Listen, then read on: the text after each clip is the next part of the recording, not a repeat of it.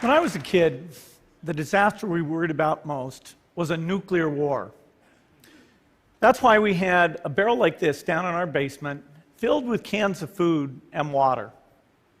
When the nuclear attack came, we were supposed to go downstairs, hunker down, and eat out of that barrel. Today, the greatest risk of global catastrophe doesn't look like this. Instead, it looks like this. If anything kills over 10 million people in the next few decades, it's most likely to be a highly infectious virus rather than a war. Not missiles, but microbes. Now, part of the reason for this is that we have invested a huge amount in nuclear deterrence, but we've actually invested very little in a system to stop an epidemic.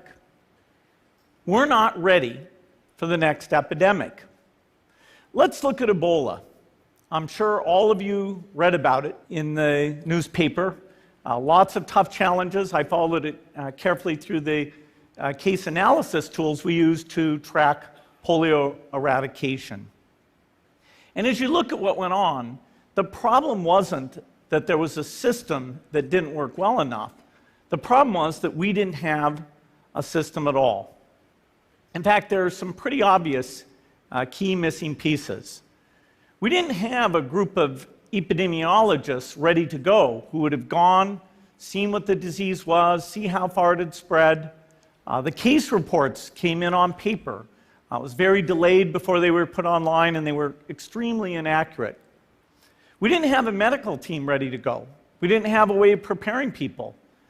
Now, Médecins Sans Frontières did a great job orchestrating volunteers, but even so, we were far slower than we should have been getting the thousands of workers into these countries.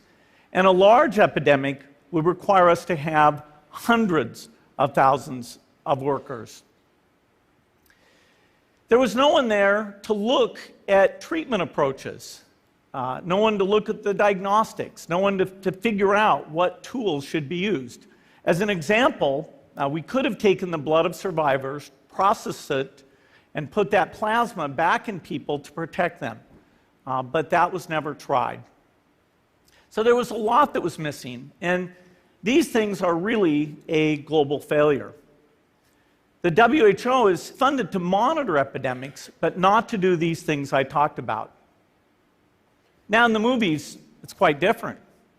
There's a group of handsome epidemiologists ready to go. They move in, they save the day, but that's just pure Hollywood.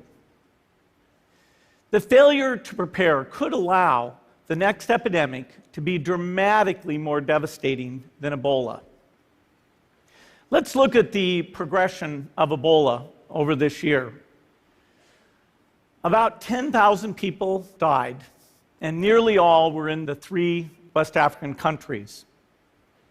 There's 3 reasons why it didn't spread more. The first is there was a lot of heroic work by the health workers. They found the people and they prevented more infections. The second is the nature of the virus. Ebola does not spread through the air. And by the time you're contagious, most people are so sick that they're bedridden. Third, it didn't get into many urban areas, and that was just luck. If it had gotten into a lot more urban areas, the case numbers would have been much larger. So next time, we might not be so lucky. You can have a virus where people feel well enough while they're infectious that they get on a plane or they go to a market. The source of the virus could be a natural epidemic like Ebola, or it could be bioterrorism.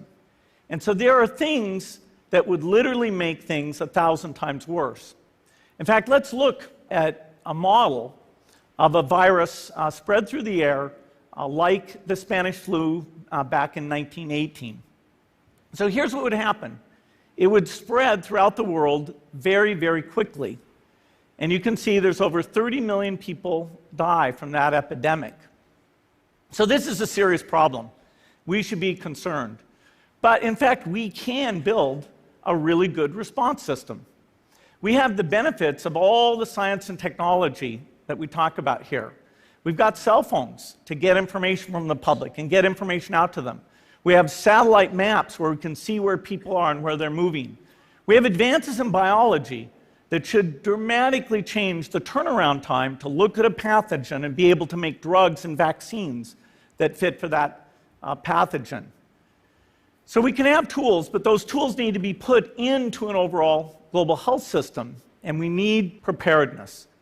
The best lessons, I think, on how to get prepared are, again, what we do for war.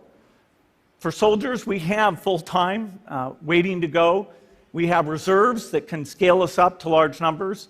NATO has a mobile unit that can deploy very rapidly. NATO does a lot of war games to check, are people well trained?